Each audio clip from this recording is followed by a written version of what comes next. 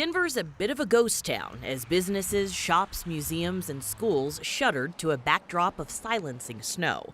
Denver says its snow removal plan went as expected, and we didn't see much visual evidence to the contrary. Main streets cleared. Side streets got their single pass with the smaller plows. Throughout the city, we saw neighbors shoveling sidewalks over and over and over again. The wet stuff piling up on trees and power lines was another story, though.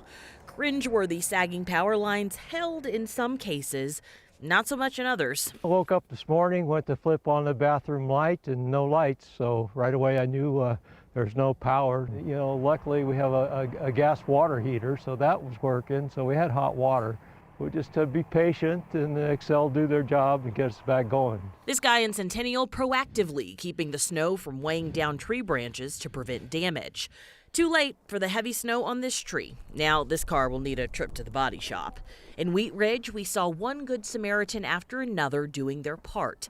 This neighbor, one of many we encountered, removing a tree from a blocked road.